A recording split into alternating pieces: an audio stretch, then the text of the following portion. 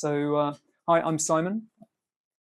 Thank you. So, I'm a biologist with o2h, and the story we're going to tell is basically hinging on the fact that we are international in our composition. We've got a team in India as well as in the UK. We're heavily reliant on cells to transact the work we do on behalf of our clients. I'm speaking on behalf of o2h Discovery, so the CRO part of the company that Sunil's given a great introduction for so far. So in terms of what we do for the clients, we're effectively, let's see if I've got a laser pointer. No, I'll just point. So our company has an enormous chemistry wing in India. We're based in Ahmedabad in Gujarat state in India. The original seed for the company was very much chemistry in its basis, and the biology team and the ADME services we also have are sort of grown up around that core of chemistry. In the UK, we've got a small team that's part of a larger delivery of biology services split between here and in India. And so we cover everything in integrated drug discovery, from synthesis of compounds, the QCing of these, the ADME properties, as well as the assays to determine the efficacy of the prototype medicines that we're working to characterize on behalf of our clients. So we're covering quite a lot of different services. Now, in terms of our biological capabilities, we're generalists, and this is a crucial thing for the appetite that we've got for how many cell lines we need to be working with, the cell banks we maintain, the models we can work to. They're all heavily reliant on the in vitro cell models that we can access, use, and employ in service of the clients who come to us. And this is basically partly plug and partly down to just pointing at all the different indications that we tend to encompass in how we run our business. We're doing a lot of different types of assays for a lot of different types of biological interests. But of course, as we've already mentioned, we have quite a big divide between our site here and Ahmedabad in India, which is approximately 7,000 kilometers or so away from us. And both teams have developed alongside each other. Now. It's like that. It's true. You can no longer do that. I should also say I'm absolutely no expert in logistics, but I've understood things have become significantly more convoluted than before. So we've got basically a team of biologists between both sites. We have an overlap in our skill set, but we're also quite different to each other, and we develop along slightly different lines. We have slightly different skills, a lot of molecular cell biology on our side, a lot of biophysical and ADME skills on the India side. As we bring in projects, we also grow the cell banks, which are crucial to us being able to run cell assays. And just by the nature of how things progress, we end up with quite different cell banks on both of our sides. But it's important that we have the agility and flexibility to put the work that matters to our clients in the sites where the skills are to actually execute the experiments that are required. But it's kind of a wasteful thing to try to mirror our cell banks on both sides. And so there's been quite a long period of time where we've entertained a lot of dry ice shipping in order to try to get those cells where we need them. We also have a steady flow of compounds coming from the considerable force of chemists that we've got working on our projects too. And so those ambient shipments are bouncing around between both our sites all the time. So it was with tremendous excitement that we learned that we could potentially do our cell sharing between both sites. Yeah, this is going back to mid-2024, and we've just got word that there's this interesting new way of doing things. And of course, we're all for this, although we're highly skeptical. It's like the idea of being able to get what would otherwise be completely completely lost unless it was under very, very careful cryogenic storage, deeply low temperatures, highly sort of environmentally sort of impactful level of packaging. I mean, it's just all of those things.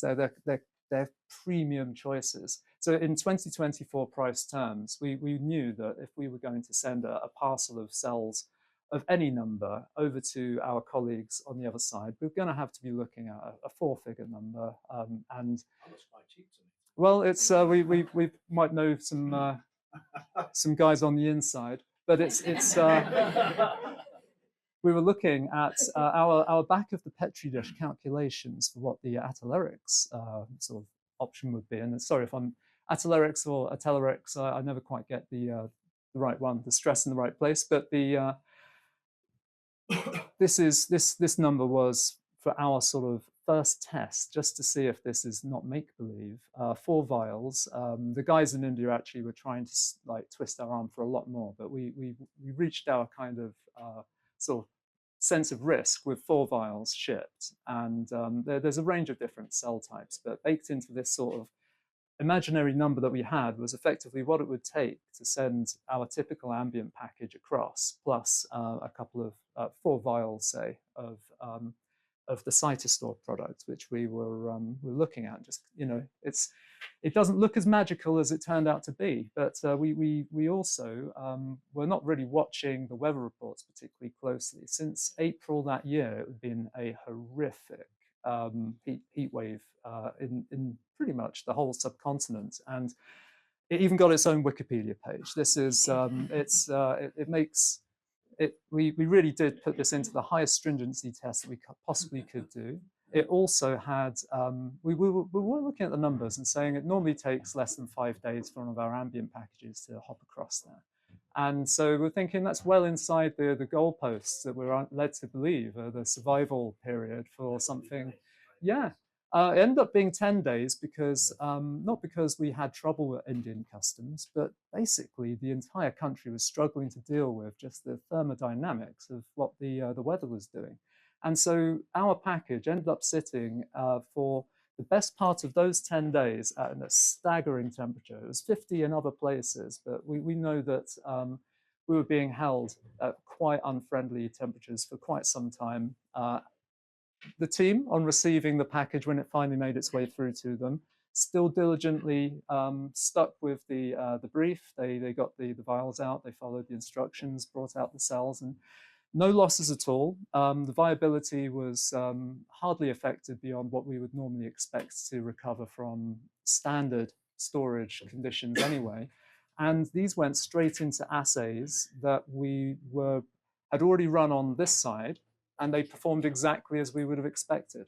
And this is, I mean, we spend all of our time doing assays, but this is the first time we've turned the process on our heads, and the integrity of the assay data that's come out the other side is now proving that the model hasn't been hit badly by the extraordinarily different mode by which we'd actually sent them across.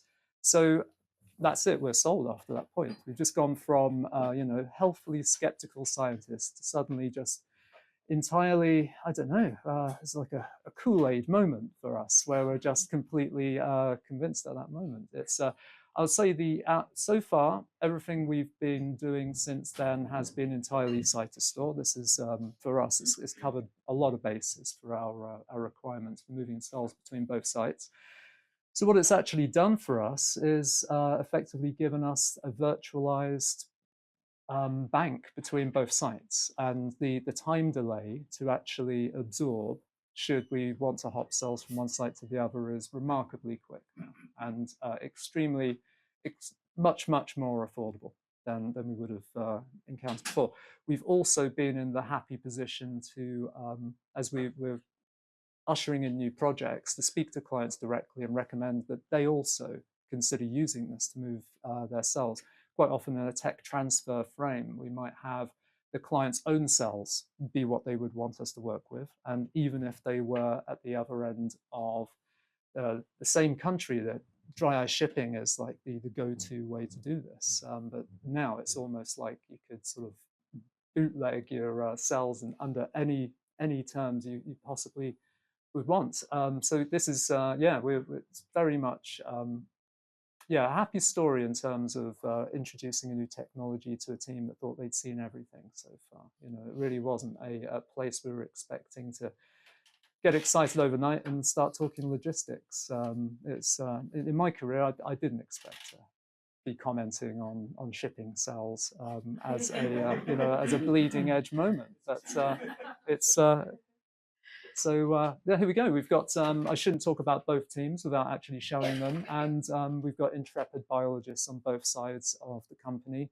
And it's fantastic to think that some of the very deep skills that the team in India have for actually differentiating cells and making some pretty complex models, and our engineered cells, they can pass in flight and be exchanged really freely without there being an extraordinary logistical moment for us. So yeah, we're all very happy. I'm happy to take any questions you might have, if any of that made sense. So.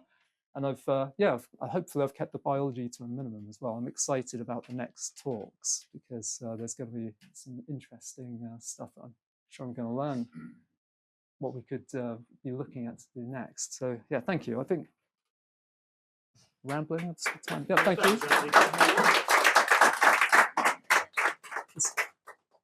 Thank you so much, Simon. That was a really good overview of it's great. Are there any questions for Simon? That's good. We can take it offline if an example of the integrin expertise is a project for. Oh, right. Okay. Yeah, maybe I have to be careful we don't get too close to disclosure territory. So, but yeah, David, yes, you know, I think. Yeah, I think in terms of the complexity of the models that we've been able to ship, so far we haven't hit any limits. The biology is too interesting to. We do. That being said, we haven't yet tried iPSCs, so I'm really excited to hear talks later on where this is going to be something. And did you try the opposite maiden trip, like to Iceland?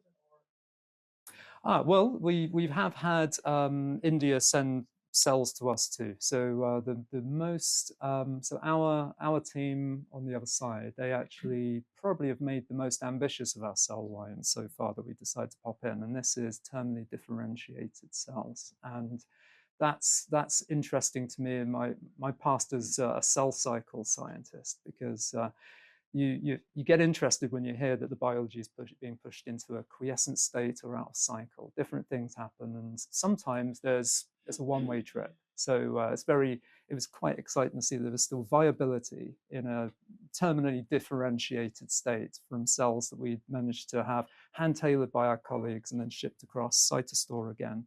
And they came out the other side with in pretty good nick. So it's we have tried it in both directions. And again, this is the thing. It's brought the teams. We work very closely with our sister biology lab and the chemistry and ADME teams. But we would, ironically, before something like this comes along, actually have felt more at arm's length from the most familiar lab type within our organization. And now it's much closer because we really do need to be able to have these models be quickly and reliably exchanged between both sites so we can get the right skills on the right model and not have to maybe have, I don't know, disastrous pass-through costs and all the other stuff. We're buying everything twice just to mirror on both sides. It's given us a lot more options than we had. Thank you. You're very welcome. Just got a quick question. Steve, you might have some insight on this. So during a heat wave in Mumbai customs, there's all these people trying to top up dry ice. How long does it last at, say, 40, 50 degrees? It must be a complete nightmare to be able to top up everyone's dry ice. It can be a problem. Normally in customs, we have, most places you have access. So dry ice can be topped. So it's hopefully not always a problem, but it can be. And dry ice, part of my presentation, dry ice is, the scientists hate it anyway. And obviously it sublimates, so you know it's another issue.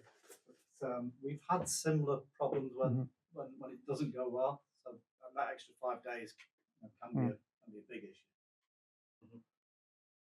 Yeah, I mean, we've been really well supported logistically with dry ice top-ups. It's the first time we're sort of considering a big consignment getting stuck into I don't know, a very long delivery cycle. And we're thinking, well, there's going to be a kind of booster rocket at some point, and we just got to trust that the sensors and the access is all going to line up. And it generally does, but it's, yeah, it's a lot of moving parts. And Again, not to do a pitch, but the specialists normally good at it, but the integrators like FedEx, DHL, would not so great.